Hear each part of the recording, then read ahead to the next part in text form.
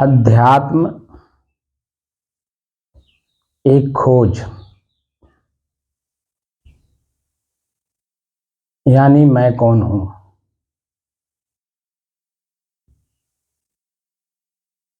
को जानने के लिए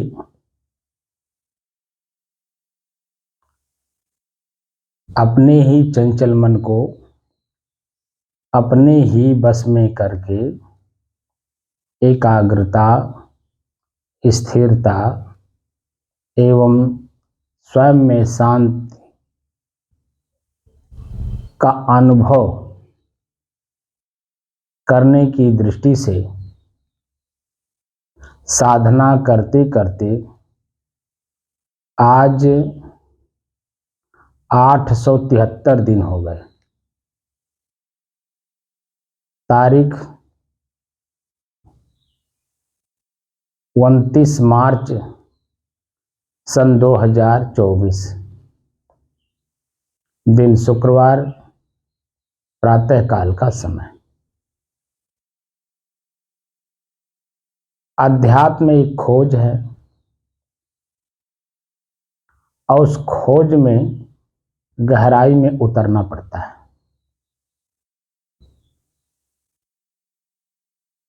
बिना गहराई में गए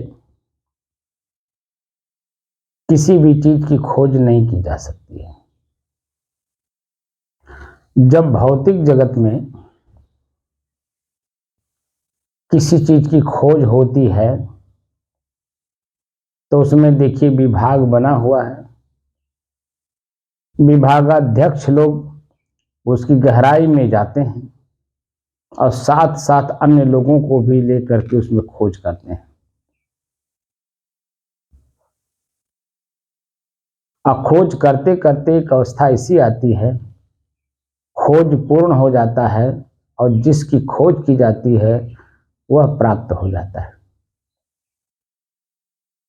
जब जो वस्तु खोजी जाती है और वह प्राप्त हो जाती है तो उसके बाद उसका खोज बंद हो जाता है।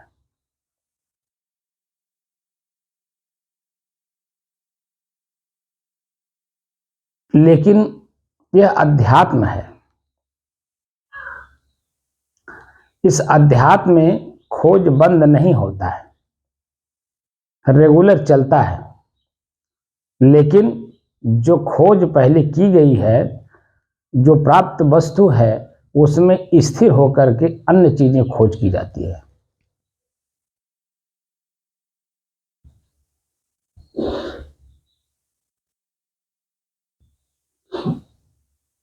तो अन्य चीजें क्या खोज की जाती है कि जो चीजें मुझे प्राप्त है इसका उपयोगिता कहाँ कहाँ है और किस किस रूप में है, और इसका प्रयोग करके मैं अन्य क्या क्या चीज लाभ कमा सकता हूं।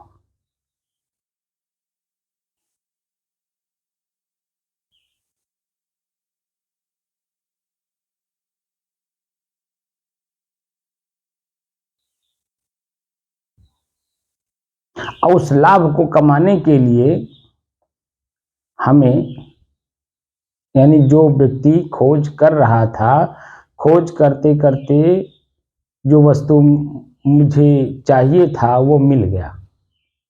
अब उसकी उपयोगिता पर खोज करना है, इसका लाभ कहाँ कहाँ हम कमा सकते हैं।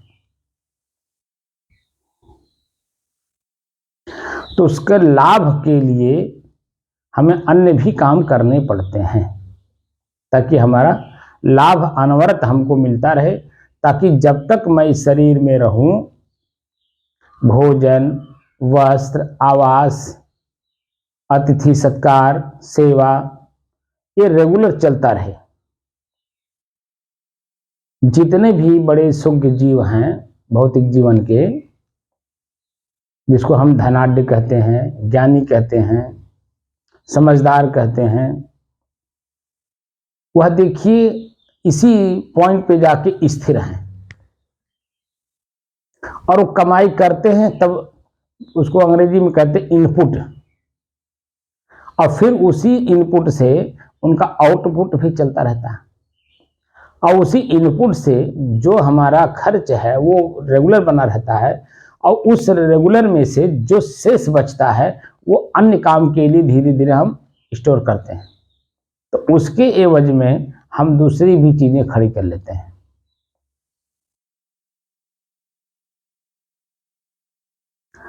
तो मेरा जो पहला लक्ष्य था,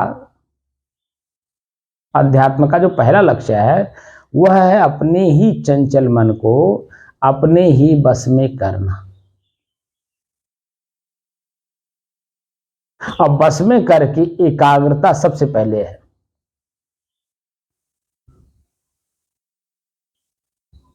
तो सबसे बड़ा जो कमाई हमारी थी, इनपुट था, वो है हमारा अपना ही मन।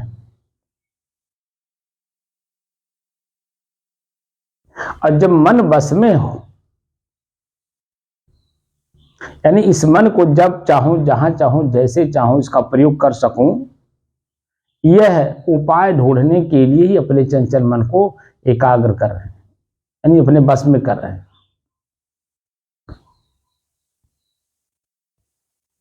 और जब अपना ही मन अपने बस में हो जाता है, तब एकाग्रता का मतलब होता है कि जिस काम में मन को लगाइए, बस सिर्फ उसी के बारे में सोचे, उसी के बारे में बोले, और उसी के बारे में लोगों से चर्चा करें, और उसी के बारे में अगर कुछ अपने पास है तो उसका लेख में लिख करके दूसरे लोगों के लिए भी रखे।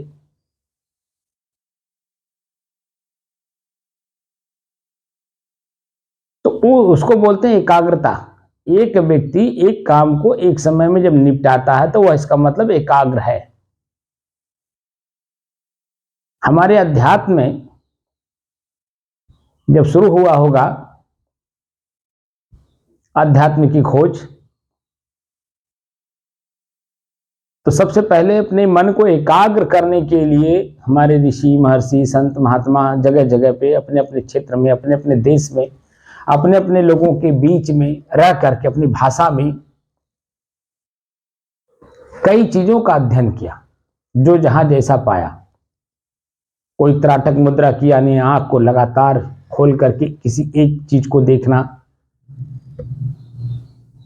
अनाहत ना सुनना, सारी वृत्तियों को समाप्त करके अंदर की जो आवाज आ रही है उसको सुनना। तो जैसे जैसे मन एकाग्र होता है, यानी स्थिर होता है, या यूं कहें कि हमारे अपने बस में होता है, चंचलता खत्म करता है, वैसे वैसे भीतर की जो हमारी अपनी आवाज है वो हमें स्वयं स्पष्ट सुनाई देने लगती है। ज्योति देखना, बिंदु देखना, अंधकार देखना, प्रकाश देखना, तमाम तरह के उपाय, ऐसे उपाय 112 विधियां हैं, और सभी लोगों ने आपस में शेयर भी करते थे। इसका जिक्र आता है सप्तऋषि, 7 ऋषि थे, और 7 लोग रिसर्च कर रहे थे हरिद्वार में। हफ्ता में 10 दिन पे, 15 दिन पे एक बार उनका अपना मिलन होता था, और जो जिस विषय पे शोध कर रहा है, यानी खोज कर रहा है, यानी अपने ही मन की एकाग्रता, या यूं कहें कि अपने ही मन की अपने बस में होना, सभी लोग साधना कर रहे थे। और वह लोग आपस में फिर बैठ करके विचार विमर्श करते थे उसी पॉइंट पे कि किसका मन कितना एकाग्र हुआ, यानी अपने बस में हुआ, या यूं कहें कि हम जिस विषय पे खोज कर रहे हैं उसमें क्या सफलता हमें प्राप्त हुई।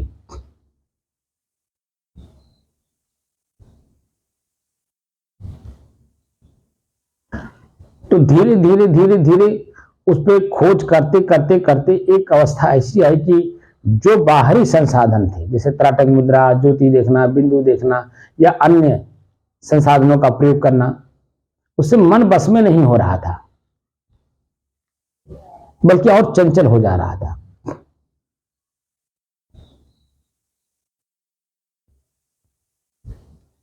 तब यह हुआ कि फिर क्या किया जाए। तब उस पर जब खोज हुआ तब यह हुआ कि अपने ही श्वास को अपने से अलग क्यों न देखा जाए, दृष्टा भाव में, कि दो चीजें अलग अलग महसूस होने लगेंगी। तो ईश्वर शब्द का प्रयोग किया, प्राणायाम का प्रयोग किया, जीवन का प्रयोग किया। एक ही वस्तु जो हवा है, जो पंच तत्व में हवा है, हमारा श्वास भी हवा ही है ना। तो हवा को देखना, तो हवा दिखाई देता नहीं है, तो कैसे देखेंगे? महसूस करेंगे। कि हमारा अपना ही, पहला प्रश्न हुआ कि मेरा अपना ही श्वास कैसे चल रहा है। दूसरा प्रश्न है कि हमें श्वास में क्या मिल रहा है। तीसरा है कि श्वास के माध्यम से मन हमारा कितना एकाग्र हुआ, स्थिर हुआ और शांति का अनुभव कर रहा है। फिर उसके बाद जो संवेदनाएं हैं मन के अंदर में, जिसको हम लोग सामान्य भाषा में भावना कहते हैं, तो हम अपने भावनाओं को पढ़ने लगे। भावना को जब पढ़ते हैं तो भावना में हमें क्या मिल रहा है, हमारा भावना बदल रहा है, तो हमारे भावनाओं में हमें क्या मिल रहा है? सुख मिल रहा है, दुख मिल रहा है, आनंद मिल रहा है, प्रसन्नता मिल रही है, पीड़ा मिल रहा है, व्यथा मिल रहा है, क्या मिल रहा है? तो ऐसे अलग करते करते करते करते एक अवस्था ऐसी आई, सब कुछ अलग कर लिए। अब जो मैं पॉइंट पे आकर के बात करना चाहता हूं कि तीन चीजें दिखाई देती हैं, तीन स्तर पे। एक जो वस्तु है वो दिखाई दे रहा है, एक जो देखने का साधन है वो दिखाई दे रहा है, एक तीसरा जो देखने वाला है। तीन पॉइंट हो गए। एक वस्तु स्वयं अपने आप में, वो किसी को नहीं जानता है, आना कहीं हिलता जुलता है, कुछ नहीं करता, एक जगह स्थिर है, तो वो वस्तु दिखाई दिया। वस्तु अपनी जगह पे, जैसे हमारा चश्मा, यह एक वस्तु है। इस चश्मा को उठाना हाथ का काम है, तो हाथ को प्रेरणा किसने दिया उठाने के लिए?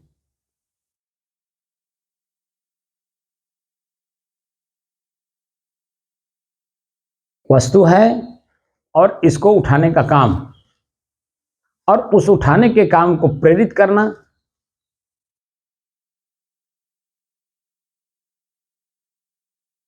किसने प्रेरित की?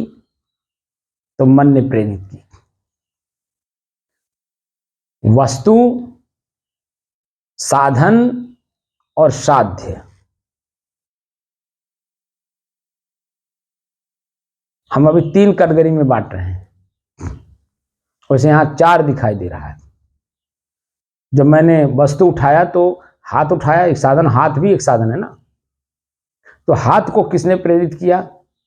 तो वस्तु, हाथ और प्रेरित करने वाला तो मन। अब मन को कौन चलाया? तो मैं।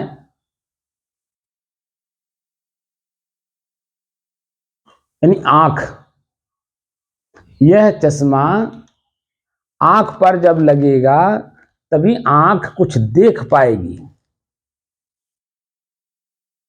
तो कितने चीज हो गए? वस्तु यानी चश्मा, हाथ प्रेरणा देने वाला और देखने वाला, चार साधन हो गया ना। कि गहराई की बात कर रहा हूं मैं, इसको स्थूल, सूक्ष्म, सूक्ष्मोत्तर। अब चार चीजें आई सूक्ष्मोत्तर में चश्मा, और चश्मा हाथ में है तो चश्मा और हाथ को प्रेरणा देने वाला, और आंख जो देखने वाला चश्मे से, तो 4 चीजें हुई ना।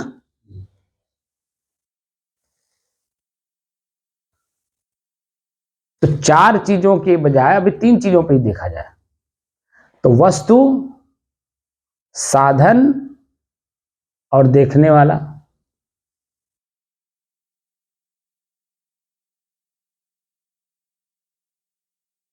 ये 3 और 4 स्पष्ट हो गए ना। अब ये जो 3 या 4 हैं ये बाहरी प्रकृति में है, ये कैसे जानेंगे?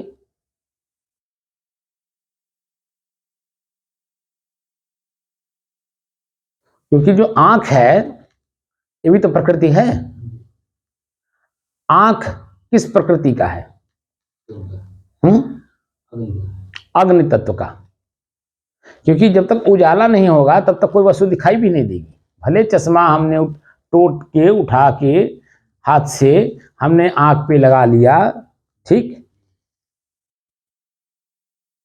लेकिन अगर प्रकाश नहीं है, रोशनी नहीं है, लाइट नहीं जल रही है, तो ये चश्मा हमें वस्तु नहीं दिखाएगा। तो अंधकार रहेगा कि नहीं रहेगा? तो अंधकार में चश्मा अगर आंख पे लग भी जाए तो कोई वस्तु दिखाई नहीं देगा। तो अग्नि तत्व है आंख, तो प्रकृति में हुआ कि नहीं हुआ? तो चारों जो साधन हमने बताया, यानी चश्मा भी प्रकृति का है, हाथ भी प्रकृति का है, और चश्मे को उठाने वाला यानी प्रेरित करने वाला, हाथ को प्रेरणा देने वाला मन, वह भी प्रकृति है, और आंख जिस पे लग करके मुझे देखना है, तो सूक्ष्मोत्तर हुआ कि नहीं हुआ? तो इसमें होश रहता है हमेशा, यानी चेतना रहती है। चेतना में रह करके ही हम काम करते हैं।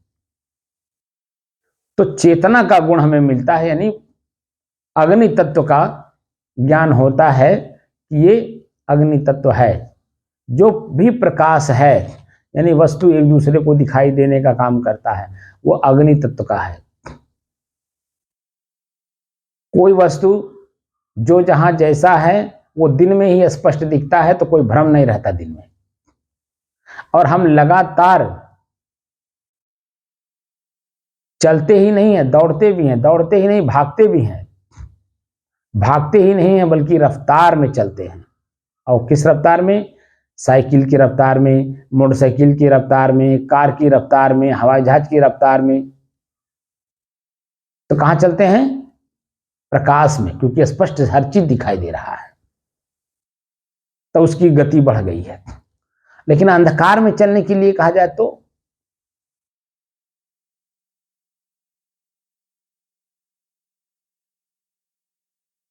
अंधकार ही अंधकार हो, उसमें लाइट ना हो, तो आप चल पाएंगे? चलेंगे ही नहीं, पहली बात। और चलेंगे भी तो भयभीत रहेंगे, अंदर से भयभीत रहेंगे। लेकिन जब हाथ में टॉर्च ले लेते हैं तब, और वही काम जो है हवाई जहाज में भी होता है, कार में भी होता है, बस में भी होता है, यानी कोई भी चलने वाली साधन है रफ्तार वाली, उसके आगे देखिए लाइट रहती है। तो लाइट जब रहती है तो प्रकाश रहता है, उसी प्रकाश में वो रफ्तार से दौड़ता है, अपनी गति में, अपनी जो रफ्तार उसकी है उस रफ्तार में दौड़ता है। लेकिन अगर वही लाइट उसमें ना हो तो, कभी कभी आप देखे होंगे कि बस हो, कार हो, कुछ भी हो, लाइट खराब हो गई, एक कदम भी आप आगे चलते हैं क्योंकि रोशनी नहीं है, प्रकाश नहीं है, लाइट नहीं है। तो भय के मारे वहीं जहां रहते हैं वहीं खड़े रहते हैं। जब उजाला होता है तब हम चलते हैं। तो जो मैं हूं, अब इसके आगे चौथा के जगह पे पांचवा भी आ गया। इन सब का प्रयोग करने वाला कौन? यानी प्रकृति से अलग दो ही तो है, प्रकृति और पुरुष दो ही हैं। तो जितनी भी चर्चा आप करेंगे वो प्रकृति में करेंगे, क्योंकि जो हम आवाज निकाल रहे हैं अपने, जो मैं अनुभव कर रहा हूं आज 30, 32, 35 साल का जो अनुभव साधना करते करते जो मैं बोल रहा हूं, ये आवाज है। और आवाज जो है प्रकृति में हवा का है, ये ट्रांसफर भी वही कर रहा है। हवा ही एक सामान दूसरे जगह पहुंचाता है। तिरछीगामी में, ऊर्ध्वगामी में अगर चलता है तो अग्नि चलती है। कोई भी सामान ऊपर उठाता है, आप कहीं आग लगा हुआ देखे होंगे, तो आग में जो भी सामान होता है जला करके देखिए ऊपर ही फेंकता है, और ऊपर जा करके हवा जो है उसको तितिर बितिर करता है, आपने देखा होगा।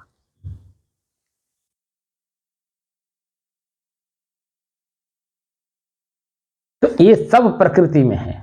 तो पुरुष कौन है, इसका उपभोक्ता कौन है? स्वयं मैं। और जो स्वयं मैं कहने वाला है ये भी मन ही कह रहा है। जो स्वयं मैं है स्थिति, उसमें आवाज है ही नहीं, क्योंकि प्रकृति नहीं उसमें है। ना उसमें पानी है उसको गीला कर सके, ना उसमें अग्नि है कि उसमें उसको जला सके, गरमा सके या ऊर्ध्ववाहु कर सके, ना उसमें वायु है कि उसको कहीं इधर से उधर चला सके। प्रकृति उसमें है ही नहीं। तो वो अवस्था आपकी मूक अवस्था है, बोल नहीं सकते, सुन नहीं सकते, चल नहीं सकते। यानी जो नींद की अवस्था है, वह अवस्था जब आपकी प्राप्त होगी तब आप अपने में अवस्थित होंगे। तो यात्राएं बहुत कर रही हैं, और उस यात्रा में हम यात्रा करना नहीं चाहते, यानी परिश्रम करना नहीं चाहते। तो जब परिश्रम करेंगे ही नहीं, तो जब भौतिक लाभ नहीं होगा तो आध्यात्मिक लाभ कैसे होगा? क्योंकि दोनों जगह में परिश्रम चाहिए। हम ऐसी स्थिति में ही अपने आप को खड़ा किए हैं कि हमें दोनों तरफ परिश्रम करना होगा। शरीर है तो प्रकृति है, इसमें भूख भी लगेगा, प्यास भी लगेगा, नींद भी लगेगी, थकान भी लगेगा, यानी सब कुछ होगा। तो उसका निराकरण कौन करेगा? स्वयं मुझे करना होगा, क्योंकि मैं इस शरीर में हूं, और शरीर में मैं प्रारब्धानुसार जब तक रहूंगा इसका स्वयं का देखरेख करना होगा, स्वयं को करना होगा। स्वयं का नहीं, स्वयं को, स्वयं को स्वयं का ही देखरेख करना होगा। शब्द का को में आया ना अंतर, स्वयं को, स्वयं का, स्वयं माने मैं हो गया, और स्वयं का माने शरीर हो गया। तो स्वयं के शरीर का देखरेख कौन करेगा? स्वयं करेंगे। तो स्वयं के शरीर का स्वयं जब हम देखरेख करते हैं तो मन प्रसन्नचित रहता है, दबता नहीं है, निर्भय रहता है। तो हम क्या करते हैं?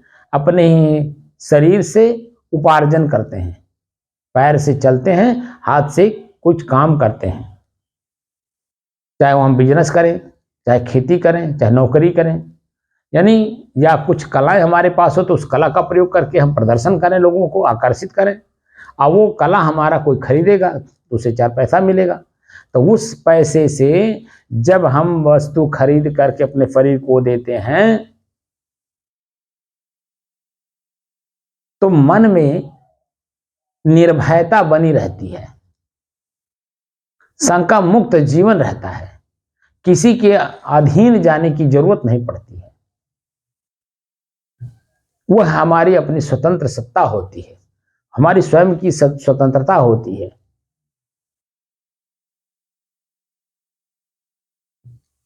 और स्वतंत्रता ही हमें स्वावस्था की ओर ले जाता है, और स्वावस्था ही जो है हमको, हमारे जीवन को स्वच्छंदता की ओर ले जाता है।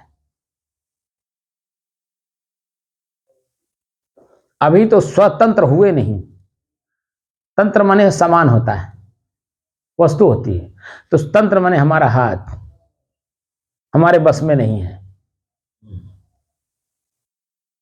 कान हमारे बस में नहीं है, आंख हमारे बस में नहीं है, पैर हमारे बस में नहीं है, लिंग हमारा जो महत्वपूर्ण है, जिसके कारण हम शरीर धारण करते हैं, वो मेरे बस में नहीं है।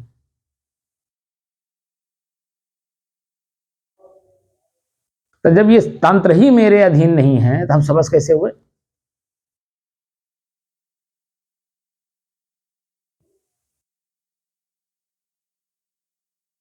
तो इसलिए जो संसाधन बताए जा रहे हैं, उन संसाधनों का प्रयोग करिए और धीरे धीरे चलिए, क्योंकि ये जो मार्ग है ना, ये दौड़ कर चलने वाला मार्ग नहीं है। इसमें जितना ही स्थिरता आपके अंदर में होगी, वह वस्तु उतने ही आपके नजदीक होगी, और जितने ही चंचलता इसमें प्रकट करेंगे, वो पास होते हुए भी दूर हो जाएगा। पास क्या, हम स्वयं ही हैं, अपनी वस्तु हम स्वयं ही हैं, लेकिन हम स्वयं अपने से कितने दूर निकल गए हैं, अपनी चंचलता हमें बताती है। और हमारी अपनी ही चंचलता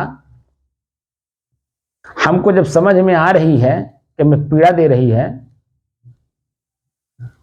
तो हम अपने बस में करेंगे कि नहीं करेंगे?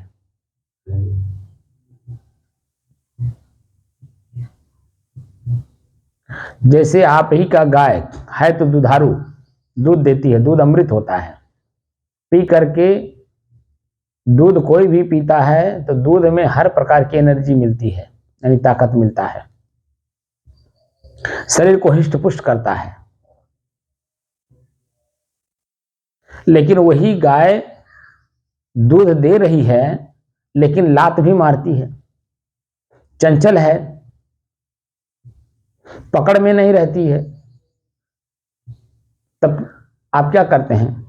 तो दूध निकालने के लिए तरह तरह का उपाय उसके साथ प्रयोग करते हैं कि नहीं, जिससे कि वो स्थिर खड़ी रहे और हम उससे दूध निकाल सकें। तो हमारा मन गाय है, और इसी से हमें दूध निकालना है, क्योंकि दूध ताकतवर होता है।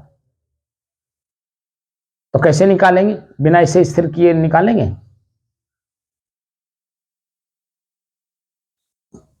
जब चंचल रहती है गाय, तो देखिए लात भी मारती है, सींग भी मारती है, भागती भी है, दौड़ाती भी है, आपको स्वयं भी दौड़ती है, आपको भी दौड़ाती है। तो हमारा मन चंचल है, स्वयं देखिए 1 मिनट भी स्थिर नहीं रहता है, भागता ही रहता है, भागते ही रहता है, भागते ही रहता है। भागने का मतलब ख्याल करता रहता है, कुछ न कुछ ख्याल करता रहता है, यानी वर्तमान में नहीं रहेगा, तो भूत का और भविष्य की बात खाली सोचता रहता है, और वही भूत की और भविष्य, भूत और प्रेत, भूत यानी बीता हुआ, भविष्य यानी आने वाला, और दो के दोनों मेरे हाथ में नहीं है। अगर मेरे हाथ में है तो सिर्फ वर्तमान है, और वर्तमान में मैं हूं नहीं। तो जो वर्तमान है, इसी वर्तमान में हमारा भविष्य भी संवारता है, और जो भूत चला गया है उसमें जो कमी रह जाती है उसको हम मेंटेन भी कर लेते हैं, यानी सुधार भी लेते हैं। तो मन की गति को पकड़ाने के लिए ही हमने सभी संसाधनों का परित्याग करके, जो विश्व में सभी लोगों की समझ के अंदर हो, और जिन लोगों ने भी इसका प्रयोग किया है, धन्य है वो लोग जिन्होंने अपने ही श्वास को अपने से अलग होकर के देखा, दृष्टा साक्षी भाव का अभ्यास किया। उन लोगों ने अपने अपने लोगों के बीच में अपने ही विचारों को अपने बस में कैसे करें, या मन को अपने बस में कैसे करें, उसका पूरा ब्यौरा वो दे गए हैं। खाली भाषा का अंतर है, शब्द का अंतर है, भावना सबकी एक ही है, यानी समझ सबकी एक है कि हमारा मन ही हमको चंचल किए हुए है। एक जगह ना वो स्थिर है, ना हमें स्थिर रहने देता है। जैसे छोटा बच्चा मां को चंचल किए रहता है, सिर्फ माँ ही बेटा अगर घर में हो तो आप देखेंगे कि माँ का सारा काम बाधित करता है बच्चा, क्योंकि वो चंचल है।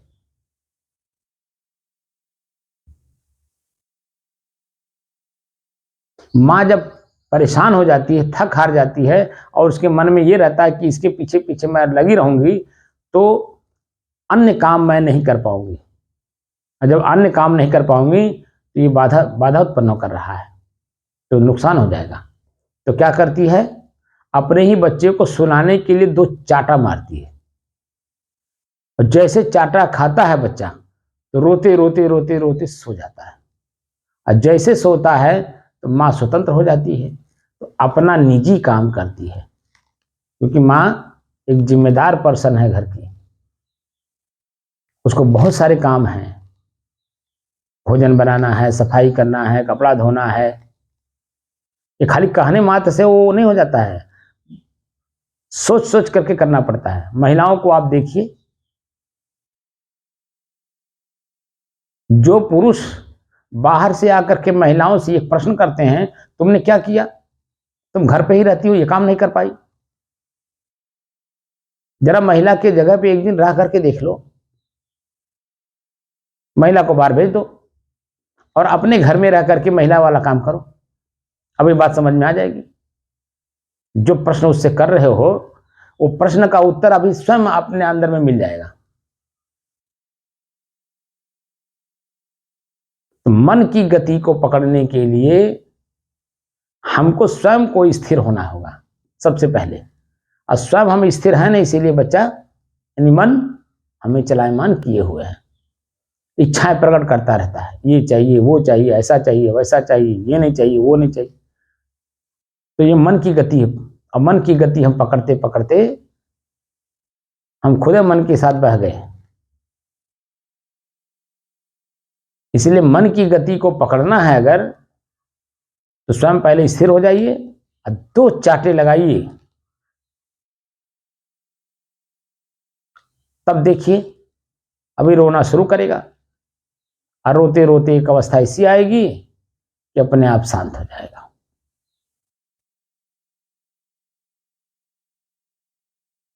चांटा लगाने का मतलब हुआ कि उसकी बुराई दिखाना, जिसमें ये अच्छाई प्रकट करके उसे पाना चाहता है उसमें सिर्फ उसकी बुराई अंतिम वाला दिखा दीजिए, मन अपने आप भागेगा, वहां दोबारा जाना भी नहीं चाहेगा, उसे सोचना भी नहीं चाहेगा, उसे पाने की ललक तो दूर की बात है, वो सोचेगा भी नहीं उसके बारे में। सामने वस्तु है भी तो उसमें तुरंत वही बात मन में आएगा कि ये घृणा है, लाख आप कोशिश करेंगे उसे देने के लिए, लेगा ही नहीं, क्योंकि उसके अंतिम परिणाम वो देख रहा है, बुराई। तो आपकी स्थिरता बनी रहेगी। तो अपनी ही स्थिरता पाने के लिए हमें 3 चीजों को अलग अलग करना होगा, और अलग अलग मेरा श्वास और देखने का काम मन, और मन को प्रयोग करने वाला मैं स्वयं। तो 3 बातें हो गई कि नहीं। बाहर में तो 4 5 भी 6 भी दिखाई दे रहा है, लेकिन यहां जो मैं पॉइंट पे जा रहा हूं तो पॉइंट पे मेरा श्वास, मन देखने वाला और मन को प्रयोग करने वाला, 3 चीजें हैं एकदम स्पष्ट। लेकिन वहां तक जाने के लिए जो बाधाएं हैं उन बाधाओं को दूर स्वयं करना पड़ेगा, तब मेरा अपना अनुभव अपने आप में हो पाएगा। और जो ये चीजें प्राप्त हुई हैं इसको होश में रख करके रोज प्रयोग करना है। वही मैं शाम को बता रहा था कि सुबह शाम रोज झाड़ू लगाना पड़ेगा। घर तो मेरा है, सामान मेरा है, प्रयोग भी मुझे करना है, लेकिन उसमें धूल गर्दा आ जाता है सुबह शाम, क्योंकि हवाएं चलती रहती हैं, जीव जंतु चलते रहते हैं। बताया था ना मैं, चींटी, चूंटा, ककरोच, मच्छर सब चलते रहते हैं नहीं। तो जब जिनके शरीर हैं तो टट्टी पेशाब करेंगे कि नहीं करेंगे, वो दिखाई नहीं देता लेकिन करेंगे कि नहीं करेंगे। तो इसीलिए सुबह शाम का झाड़ू लगाना यानी सफाई करना ये जरूरी है। जब सफाई हो जाता तो मन संतुष्ट हो जाता, कोई शंका भय नहीं रह जाती है, तो हम उस वस्तु का प्रयोग करते हैं। ऐसे ही प्रतिदिन हमारे जो संसाधन हैं, आँख, कान, नाक, जीभ, हाथ, पैर, इसमें बुराइयां आ जाती हैं। आँख देखेगा तो आकर्षित हो जाएगा, कान सुनेगा तो क्रोधित हो जाएगा, जीभ चखेगा तो अच्छा बुरा का अनुभव करेगा, तो गाली भी देने का मन करेगा, तमाम चीजें हैं। तो मन की गति को पकड़ने के लिए सुबह शाम झाड़ू लगाइए अपने अंदर और चेतना में रह करके, तो प्रत्येक वस्तु आपकी अपने आप में अपनी जगह पर स्थिर मिलेंगे। और स्थिरता के कारण किसका प्रयोग कब कहाँ कब करना है, कैसे करना है, कितना करना है, ये समय बताएगा। और उसका उपयोग करेंगे तो आपके मन के अंदर में हमेशा प्रसन्नता बनी रहेगी। तो प्रसन्नता बनी रहेगी तो स्थिर होने में आसानी होती है। लेकिन मन जब खिन्न हो जाता है, दुखी हो जाता है, पीड़ित हो जाता है, तो उसको पहले तो प्रसन्न करना पड़ता है। अब प्रसन्न जब तक होगा नहीं तब तक वो स्थिर होगा नहीं। और स्थिर मन में अपने स्वयं की स्थिरता का अनुभव नहीं होता है, क्योंकि मन चंचल किया हुआ है, क्योंकि दुखी है। तो दुख मुक्त होना है तो अपने ही श्वास की गति को पकड़िए और धीरे धीरे चलते रहिए। ये मत समझ लीजिएगा कि यही खत्म हो गया जीवन, नहीं। जब तक इस शरीर में रहेंगे तब तक आपको अभ्यास करना होगा। मैं बहुत लोगों को देखता हूं, मैं अपने पास तो अलग बात है, मैं बहुतों को देख रहा हूं, बहुत जगह जाते हैं पैसा खर्चा करके के साधना सीखने के लिए। वो सिर्फ उतने साधना उनकी रहती है जब तक वो जान नहीं लेते हैं। और जैसे ही पैसा खर्चा करके वहां जान लेते हैं, जा करके जान लेते हैं, वैसे ही जन्म मैं देखता हूं कि फिर वो साधना छूट जाती है। सुबह शाम का अभ्यास नहीं करते हैं, तो फिर मन इतना बेईमान है, इतना बेईमान है कि जहां थे उससे भी नीचे कर देता है।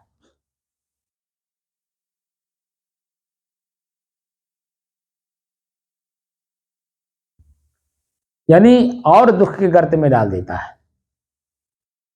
ऐसे मैंने बहुत साधकों को देख रहा हूं। बड़े बड़े हमारी संस्थाएं हैं आज वर्तमान में, और उन संस्थाओं में जाने वाला और संस्था में जो सिखाया जाता है वो तो बिल्कुल सही सिखाई जाती है, लेकिन सीखने वाला एक बार 10 दिन के कैंप में चला गया, जाने के बाद जो भी अभ्यास करता है, सुख दुख का अनुभव करता है, लास्ट में निकलता है मन प्रसन्नचित होकर के, आनंदित होकर के। और मन अपने ही मन प्रेरित करता है कि औरों को भी यहाँ भेजें, अपने तो आए ही औरों को भी यहाँ लाएं। फलाने मन उनका परेशान है, दुखी है, उनको भेज दें यहाँ। फलाने का मन बड़ा दुखी है, उनको यहाँ भेज दें। ऐसा मन में भावना उत्पन्न होता है। लेकिन जैसे वहां से निकलने के बाद 1-1 घंटा व्यतीत होने लगता है, वैसे ही जन्म ये सांसारिक चीजें, आंख देखने में, कान सुनने में, जीभ चखने में, पैर चलने में, जैसे ही अब मन अपनी कल्पना में चलने लगता है, तो जैसे ही इसमें हम लिप्त होने लगते हैं तो वो साधना वहीं खत्म हो जाती है। जिसको पाने के लिए हम पहले सबका त्याग करते हैं, वही चीजें जब हमें जानकारी में आ जाती है, हमारे पकड़ में आ जाती है, तो वो ये प्रभावित हो जाते हैं हमारे ऊपर।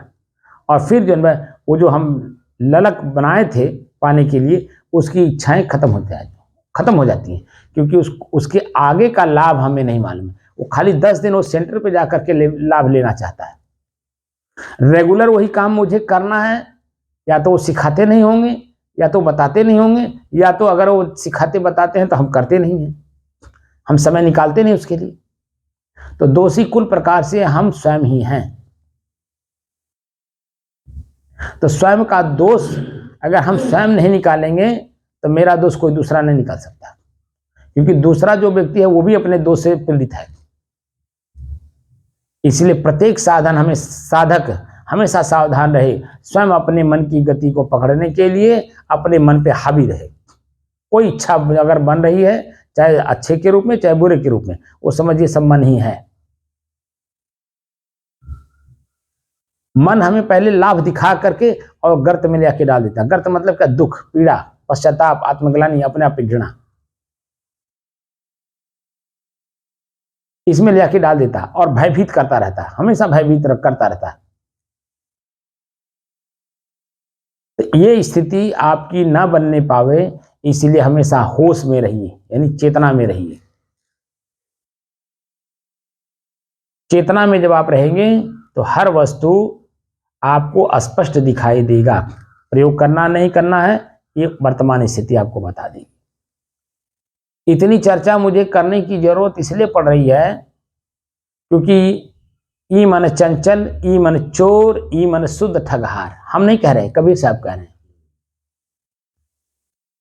और उन्हीं कबीर साहब के साधना का मैं प्रयोग कर रहा हूं, और वही सहज साधना कबीर की आप लोगों को भी प्रेरित कर रहा हूं कि जानो, सहज में जानो। कठिन मार्ग की जरूरत नहीं है, एकदम सहज। और सहज मेरा श्वास है, वो मेरे से अलग होता ही नहीं, बशर्ते कठिन बनाया है मेरा मन। मेरा मन मेरे श्वास पे नहीं है। मेरे श्वास में आवाज होती है, मेरा कान कहाँ सुनता है? क्योंकि मन हमें सुनने नहीं देता है, क्योंकि एकाग्र नहीं है, स्थिर नहीं है और शांत नहीं है। हमारे ही अपने ही श्वास में जब हम देखिए, यहाँ नाक के भीतरी हिस्से में जब ये सूख जाता है भीतर, तो सू सू की आवाज आती है, सुर सुर की आवाज आती है। लेकिन जब यहीं अंदर गीला रहता है और भीतर जो है कफ, यानी इसको क्या बोलते हैं, नेटा, जब श्वास में बाधा होती है तो घुर्र घुर्र की भी आवाज आती है। और यही श्वास जब हमारा मन बिल्कुल बहिर्गत से अंतर्मुख हो जाता है, तो जब इसको देखता है तो ये बातें भी हमें समझ में आती है। तो हमें जो गीलापन है, सूखापन है, सुर सुर की आवाज आ रही है, इसको जा करके हम जब साफ करते हैं तो उसमें आप देखेंगे कि पतला सा पर्दा टाइप का कुछ निकलता है, तो वो है मैल। कभी कभी कालापन भी निकलता है, क्योंकि अब दिन रात जो चलते हैं, वो जो बाहर का गर्दा सब अंदर घुस जाता है, वो उसको आप साफ करिए, देखिए आपका आंख देखता है तो काला काला निकलता है, और हाथ में महसूस भी होता है कि कुछ है इसमें। हमारे इस नाक के जो पर्दे हैं, उसके अलावा भी एक पर्दा और जम जाता है, जो यहाँ पे गीलापन है, ठीक है, अपना स्वयं का इसका गुण है नाक का, उसको सुखा देता है। और वो जो सूखता है तो घर्र घर्र की सुर सुर की आवाज आती है, घर घर की नहीं, सुर सुर की। और भीतर में जो आपको सर्दी जुकाम हुआ है, जिसके कारण श्वास नलिका में वो आकर के व्यवधान डाल रहा है, तो उससे रगड़ करके जो हवा हम लेते हैं, तो उसी में जो बीच में हल्का फुल्का वो रहता है ना, पोटा कफ, वो घर्र घर्र की आवाज कराता है, क्योंकि हवा में टकरा रहा है। तो ये सब चीजें हमें पकड़ में आती है, तो धीरे धीरे धीरे समझ में आता है, तो हम उसका सॉल्यूशन निकालते हैं कि ताकि वो ठीक हो जाए और हमारे श्वास की गति में सामान्य हमेशा बना रहे, कोई व्यवधान हमारे श्वास की गति में ना आवे। क्योंकि जो व्यवधान आ रहा है, वो व्यवधान रुकावट कर रहा है मुझे अपने तक जाने के लिए, क्योंकि आवाज कर रहा है, आवाज कान में जा रही है और वो कान सुन रहा है, तो हम अपने तक नहीं जा पा रहे हैं, तो बाहर ही रह जा रहे हैं प्रकृति में, क्योंकि सुनने में लग गए। और सुनने का काम मन करता है, और सुन करके मन बनता भी है कि किस कारण से ये हो रहा है, तो और उसमें खोज करने लगता है, तो वो बाहर उलझने लगता है। तो उलझन समाप्त करना है तो बाहर की गति में नहीं, भीतर की गति में चलना है। तो जो भी व्यवधान आ रहा है, वो खाली दूर करते रहिए, दूर करते रहिए, दूर करते रहिए। एक अवस्था ऐसी आएगी कि सारे व्यवधान खत्म, स्वयं से साफ बच गए।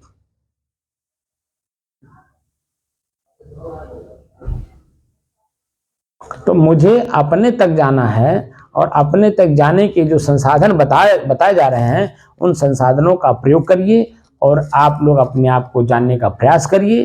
धीरे धीरे धीरे हमारे ऋषि महर्षि संत महात्मा सब कुछ बता गए हैं, और जो वर्तमान में संत महात्मा हैं वो जो पहले वाले बता गए हैं रिसर्च करके, उसी को एक्सप्लेन कर रहे हैं, यानी उसी की व्याख्या कर रहे हैं, लेकिन हूबहू देख करके।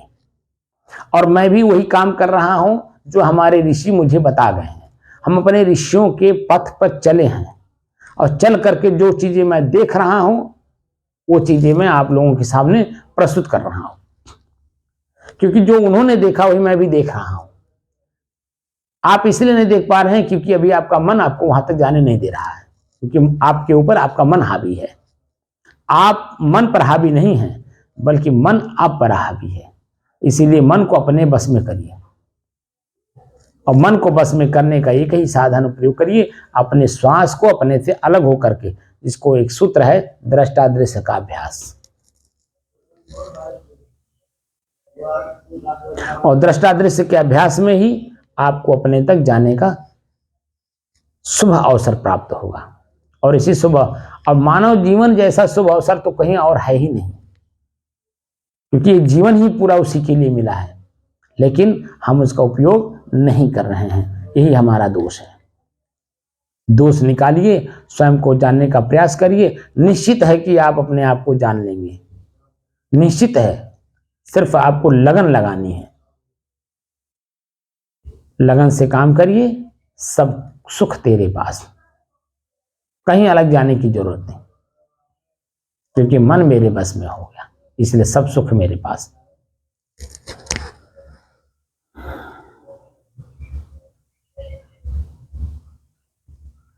सुखों में सुख, परम सुख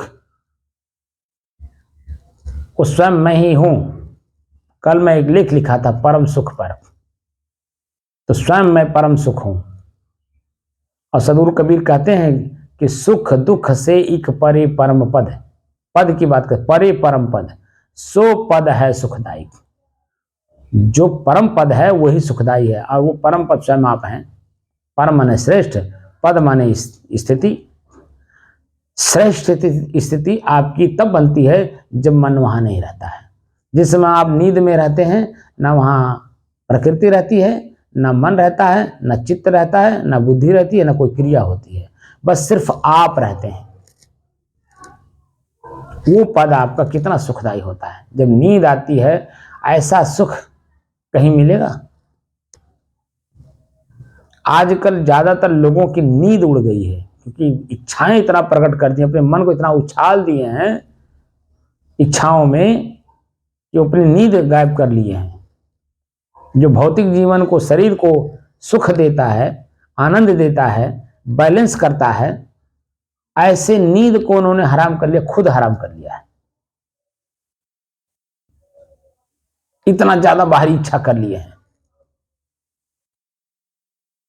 तो जिंदगी खतरे में तो पहले से ही है ऑलरेडी, और हम खुद भी जब इच्छा करके प्रकट कर लेना है। तो इसलिए अपने स्वयं को जानिए, चेतना में रह के, यानी होश में रह के। तो हर वस्तु जहां है, जैसा है, वो दिखाई देगा, और उसका समय से प्रयोग करिए, सुखी जीवन जीने का प्रयास करिए।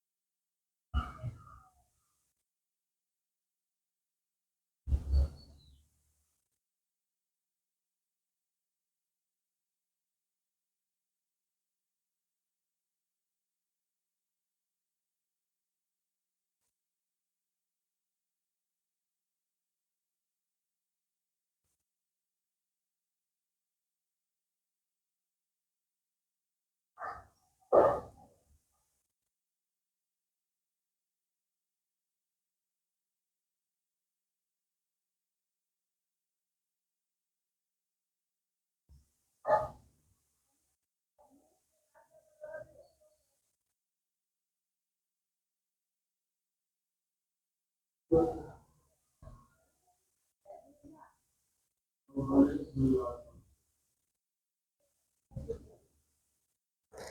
बात गुरुओं के लिए है, जो गुरु अपने सानिध्य में रख करके साधकों को सिखा रहे हों, उनका कर्तव्य बनता है कि पॉइंट टू पॉइंट जहां भी वो रहें उन्हीं को संकेत करके दीक्षा शिक्षा प्रवचन करें कि ताकि वो अपने मन की गति को आसानी से पकड़ लें। क्योंकि मैं जो अभी अनुभव किया कि जो गुरु पद पर बैठे हैं लोगों को सिखा रहे हैं साधना मन की गति को पकड़ने के लिए, तो जो साथ में साधक रहते हैं उनको पॉइंट टू पॉइंट जब सिखाया ही नहीं जाता, बल्कि वो प्रवचन करने लगते हैं तो जहां रहते हैं वहां के लोगों को देख करके प्रवचन करने लगते हैं। तो वो जो पहली बार सुन रहा है वो भी कंफ्यूज है, और जो साथ में रह करके सीखने के लिए प्रयास कर रहा है वो भी कंफ्यूज रहता है कि वो हमें नहीं कह रहे हैं, वो उनको कह रहे हैं, वो समझ रहे हैं, वो हमको नहीं कह रहे हैं, इनको कह रहे हैं, और दोनों समझते हैं कि ये अब बस ऐसे बोलते रहते हैं। तो इसलिए इन बातों पे भी ध्यान रखिए कि मैं जो बोल रहा हूं, क्योंकि आप स्टेप स्टेप आगे बढ़ चुके हैं और साधक अभी वहां पर पहुंचा नहीं, और जो प्रथम श्रोता है वो तो जानता नहीं है ABCD। तो इसलिए प्रवचन करने के बजाय जो साधक हैं उनको स्ववचन दीजिए, ताकि वो उनको संकेत करके आप जब प्रवचन करेंगे तो उनमें कन्फर्म रहे, वो अपने मन से संतुष्ट रहेंगे कि हमें ही बताया जा रहा है, और जो अन्य श्रोतागण हैं उसको सुन करके अपने अंदर में मंथन करेंगे तो आपके प्रति आकर्षण उनका बढ़ेगा और उनके अंदर में जिज्ञासा होगी कि मैं भी साधक बनूं। तो साधक जो होगा वही आपकी बात को धीरे धीरे समझ पाएगा, जिस पॉइंट पे आप जो बातें करते हैं। जैसे जिस समय मैं बोल रहा हूं ये साधना की बात बोल रहा हूं, मैं अनुभव की बात बता रहा हूं कि मैं अभी जो आपके सामने बोलता हूं साधना की बात, यही मैं प्रवचन में अन्य जगहों पे भी जाके बोल रहा हूं। वो बेचारे कंफ्यूज हैं, ये क्या बोल रहे हैं, तरह तरह के प्रश्न खड़ा कर दे रहे हैं। लेकिन वही जब मैं यहां आपके सामने बोलता हूं तो आपको समझ में आ जाती कि मन हमारा ये इस दिशा में भागता है।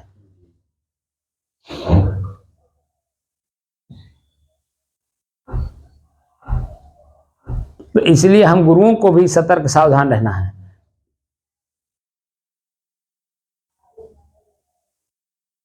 अगर हम सतर्क और सावधान नहीं रहेंगे तो कुछ का कुछ हो जाएगा और दिशा विहीन हो जा रहे हैं लोग। इसी नाते सब जगह मैं देख रहा हूं कि सभी लोग संशय में हैं, भयभीत हैं, दुखी हैं, पीड़ित हैं, निर्भय हो ही नहीं पा रहे हैं। यानी चित्त की चंचलता खत्म नहीं हो रही है जिससे निर्भयता आवे। तो चित्त की स्थिरता में जो सुख है वो सुख दर्शाना है साधकों को, और साधक जब इस बात को समझ जाएगा तो वही साधक फिर समाज का कल्याण करेगा, जैसे हम लोग कर रहे हैं। कभी हम भी अनभिज्ञ थे, कुछ भी नहीं जानते थे, लेकिन गुरुओं के पास रह रह करके हमने सीखा है। संतों के पास रह के, गुरुओं नहीं, गुरु के पास रह के सीखा हूं, और संतों के सानिध्य में रह करके उनसे भी कुछ न कुछ सीखने को मिलता है, क्योंकि वो उस रास्ते के पथिक हैं। और जो पथिक होता है जिस रास्ते पे वो भी चल रहा, आप भी चल रहे हैं, तो दोनों में आनंद आता है। चलो भाई हम अकेले नहीं हैं, ये भी हैं। वही कह रहा हूं ना, उसमें मिलते रहते हैं। तो हमारी कमजोरी को देख करके कहता अरे बस पहुंच गए, बस पहुंच गए, बस पहुंच गए, तो हमारी जिज्ञासा को और जिज्ञासा बढ़ा देते हैं। तो इसीलिए हमारे जो संत महात्मा हैं वो साधक हैं, अपनी साधना पथ पे अग्रसर हैं, और उनका सानिध्य हम करते हैं तो हम भी धीरे धीरे धीरे वहीं तक पहुंच जाते हैं जहां हम पहुंचना चाहते हैं। तो हमने भी उसी का प्रयोग किया है। सन 90 से लेकर के और अब तक हमने संतों का ही सानिध्य प्राप्त किया है और अपने गुरु के पास रह करके उसको हमने पछोड़ने का काम किया है। एक शब्द हमारे गुरु जी कहते थे, स्वरूप स्थिति। और स्वरूप स्थिति हुए बिना स्वतंत्र नहीं हो सकते, स्वबस नहीं हो सकते, तो स्वच्छंद कहां से होंगे। तो इसलिए स्वरूप स्थिति की चर्चा वो बार बार कहते थे कि स्वयं में स्वयं को स्थापित कर लो पहले, अन्य चीजें अपने आप उसमें स्थापित होती चली जाएंगी। आपको करना भी नहीं पड़ेगा, माने मेहनत नहीं करना होगा। और मेहनत अगर जो करेंगे तो अपने तक पहुंचने की करेंगे, क्योंकि ये छूटने वाली चीजें हैं, वो छूटती रहती हैं, मिलती रहती है, छूटती रहती है, मिलती रहती है। लेकिन आप एक रस रहते हैं, आपको ही वो मिलती हैं, आपसे ही छूटती हैं। लेकिन आप अपने आप से कभी अलग नहीं होते हैं। कभी आप अपने आप से बिछुड़ते हैं? अपने आप से कोई भी नहीं बिछुड़ता है, लेकिन बाहरी चीजें मिलती हैं तो बिछुड़ती हैं। लेकिन स्वयं से स्वयं कभी बिछोड़ा नहीं जा सकता। और स्वयं को ही हमें जानना है। साधना का अंतिम लक्ष्य है स्वयं को स्वयं में स्थिर करना। स्वरूप स्थिति, आत्म स्थिति, कैवल्य, निर्वाण, ये जो वाक्य हैं, हमें वहां तक जाना है। धीरे धीरे आगे बढ़ते रहिए। जब तक ये जीवन रहेगा कुछ न कुछ खुरखुंद मन करता रहेगा, क्योंकि आंख देखेगा तो मन बनेगा, कान सुनेगा तो मन बनेगा, खुरखुंद कर दिया। इसलिए ज्यादा से ज्यादा एकांत और आंखें बंद, कान से बाहरी बातें न सुनने को मिले। अगर बाहरी बातें सुनना है तो जो साधक साधना की पद्धति बताए हैं उनके बारे में सुनते रहिए। जैसे मैं बोल करके जो वीडियो बना दे रहा हूं, ये साधकों के लिए ही। मैं भी साधक हूं, आप साधक हैं, तो मैं बोल करके बना दे रहा हूं, आप साधक है। जब बाहरी कोई बात सुनने की इच्छा हो तो हमारी जो बोली है यूट्यूब पर पड़ा हुआ है, उसको सुनिए। एक वाक्य, एक एक दिन का एक टॉपिक आप सुनिए पूरा। इसीलिए मैं पूरा बोल बोल करके मैं उसको वीडियो बना करके अपलोड कर दे रहा हूं, क्योंकि वर्तमान में मैं देख रहा हूं इतनी जिंदगी भागम भाग लोगों ने बना लिया है कि वो खुद ही स्थिर नहीं है। अपने स्वयं को काम को जो स्वयं के काम को स्थिरता से नहीं कर रहे हैं, चंचलता से कर रहे हैं, तो कुछ का कुछ कर ले रहे हैं। तो मेरे पास बैठने का उनके पास कहां समय है। लेकिन मैं अपनी बात को इसलिए रख दे रहा हूं ताकि जो भी सुज्ञ जीव साधक के रूप में आकर के अपने आत्म कल्याण करना चाहे, वो मेरे वाक्य को सुनता रहे और सुन करके अपने जीवन को कल्याण करे। इसलिए इसको बार बार सुनने की प्रेरणा मैं आप लोगों को देता हूं। बार बार सुनिए। एक बार के सुनने से आपका मन संतुष्ट नहीं होगा, तृप्त नहीं होगा, या उस बात को समझेगा नहीं। इसलिए बार बार सुनिए, बार बार सुनिए। बार बार सुनने से अपने अंदर में जिज्ञासा होती है, बातें बार बार क्यों सामने आ रही है।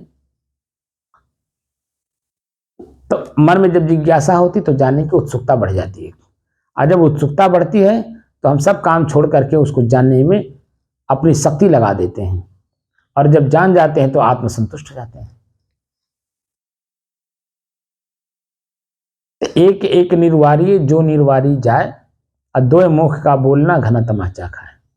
तो स्वयं की खोज हमें करना है। वर्तमान जो प्रसंग चल रहा है इस समय, वो चल रहा है स्वयं की खोज। तो 3 पॉइंट पे हमने बताया ना, दृश्य, देखने वाला साधन, दृश्य, साधन और देखने वाला, ये 3 पॉइंट हो गए ना। तो देखने वाला ही स्वयं मैं हूं, और स्वयं तक जाना है, लेकिन दृश्य हमें उलझाया है, वो साधन हमें उलझाए हैं। तो इन दोनों का परित्याग कर दीजिए, अपने आप में शेष बच जाइए। तो मूल उद्देश्य हमारा है स्वयं को स्वयं तक स्थिर करने में सहायक संसाधनों का प्रयोग करना।